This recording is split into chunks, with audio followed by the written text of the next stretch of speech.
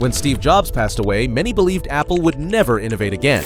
But under the leadership of Tim Cook, the company didn't just survive, it became the most valuable company in the world, becoming the first to reach a valuation of $1 trillion.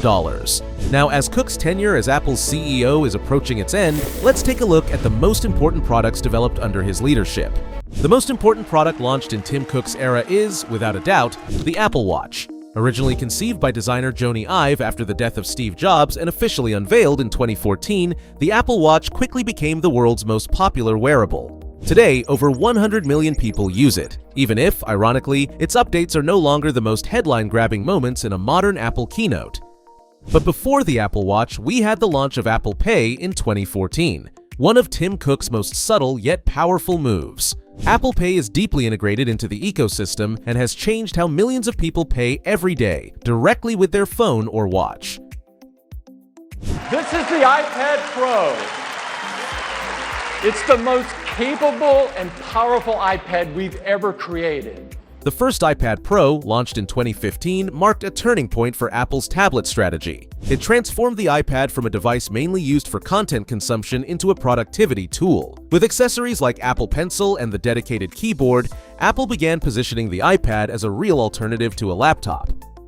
Then we have the AirPods family, from the original model launched in 2016 to AirPods Pro in 2019 and AirPods Max in 2020. All of them were extremely well received, and their success is directly tied to one of Tim Cook's riskiest decisions, the acquisition of Beats Electronics, founded by Dr. Dre, for $3 billion in 2014. At the time, it seemed like a bold move, but over time, it proved essential, giving Apple valuable audio expertise and directly contributing to the global success of AirPods.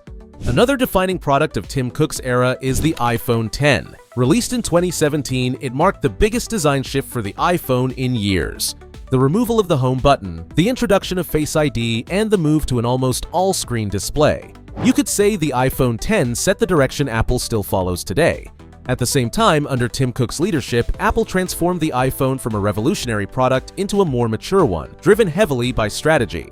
Apple began segmenting its lineup more clearly with the introduction of Pro and Max models, offering higher-end specs and significantly increasing profit margins. Instead of the radical changes seen in the era of Steve Jobs, the iPhone evolved through steady improvements, especially in cameras, performance, and design, becoming Apple's most important revenue source and a central piece of its entire ecosystem.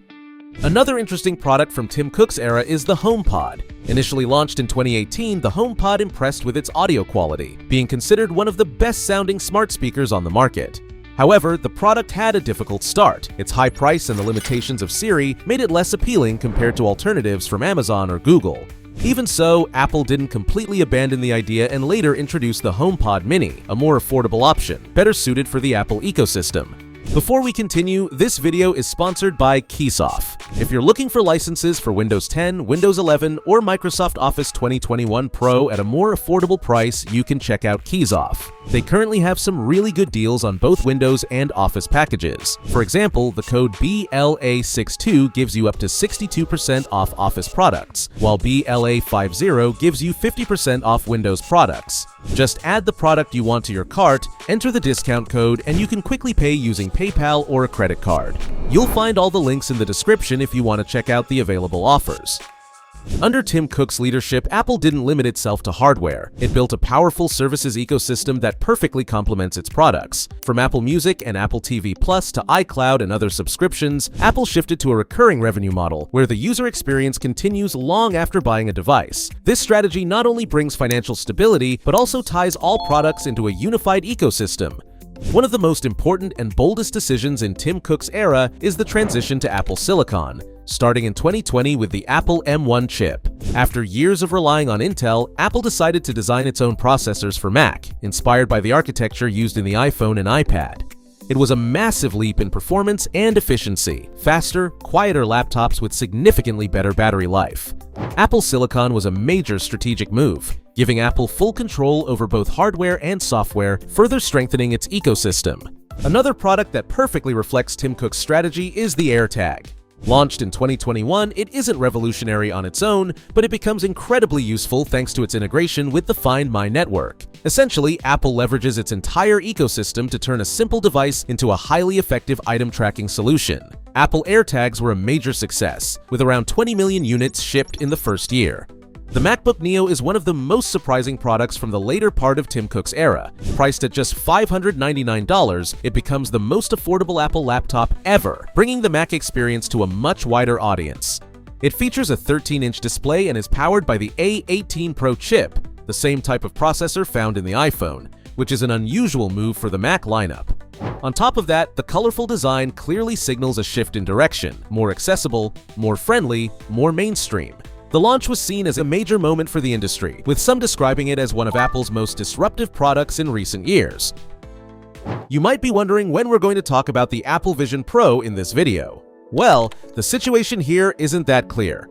Vision Pro is neither an obvious success nor a complete failure. It's a first-generation product, extremely advanced technologically, but still far from mass adoption, largely due to the very high price and the social factor. That's exactly why I'm not clearly including it in this list. But don't worry, in the next video, we'll be talking about Apple's failures during Tim Cook's era, and we'll most likely come back to Vision Pro as well. So if you're not already subscribed, now is the perfect time to hit subscribe button so you don't miss what's coming next.